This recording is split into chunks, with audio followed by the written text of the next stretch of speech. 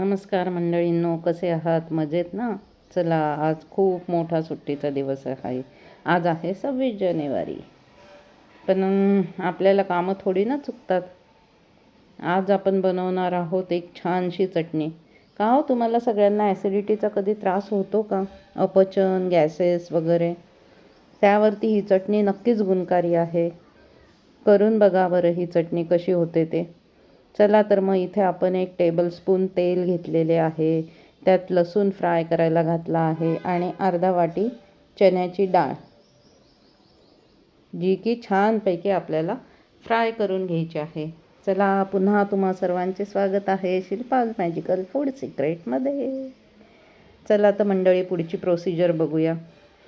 हे लसूण आणि चणा डाळ छान आणि खरपूस मंद आचेवर भाजेपर्यंत आपण ही कुठली चटणी बनवणार आहोत याची काही आयडिया आहे का तुम्हाला? की जी ॲसिडिटी, अपचन किंवा मळमळ, गॅसेस याच्यावर उपयोगी आहे असं नाही लक्षात येत? चला तर मग पुढची प्रोसिजर बघूया. आता इथे आपण अर्धा वाटीला कमी धना घेतलेला आहे आणि तो पण तेलात मस्तपैकी आपल्याला फ्राय करायचा आहे. अंदाजा येत नाही ना चटणीचा, पण ही चटणी अतिशय उपयुक्त आहे.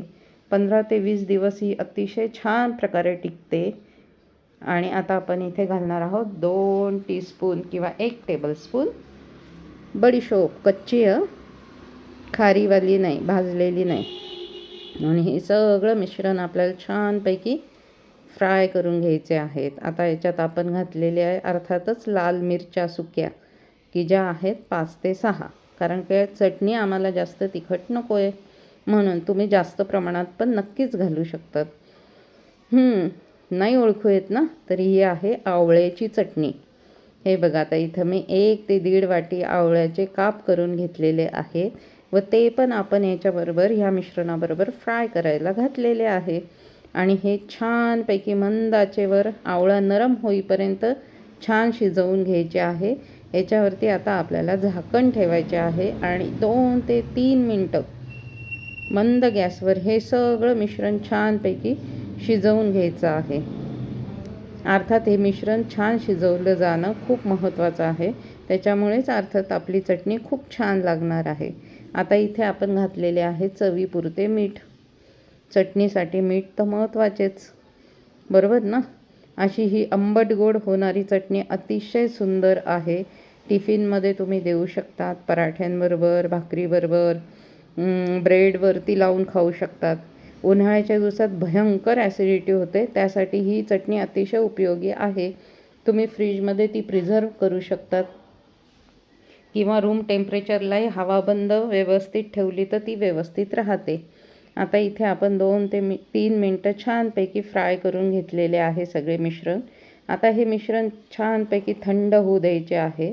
तत्पूर्वी त्याच्यात हिंग घातला आहे आपण. तो फ्राय करताना आपण घातला नाही, कारण की त्याचा वास किंवा सुवास निघून जाऊ शकतो म्हणून. आणि थोडीशी हळद घातली आहे 1 टीस्पून.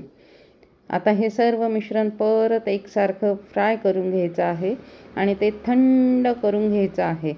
अर्थात आता आपल्याला याच्याबरोबर एक अजून ट्विस्ट आहे.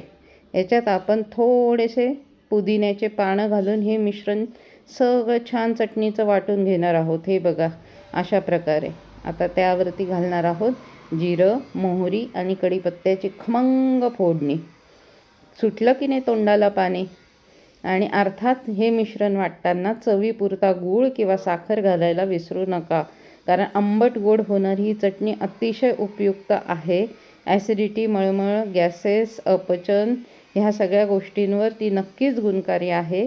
तर कशी वाटते ही रेसिपी नक्की मला कळवा आणि आवडल्यास शिल्पाज मॅजिकल फूड सिक्रेटला नक्की लाईक आणि सबस्क्राईब करा आणि चटणी नक्की करून बघा. Thank you so much.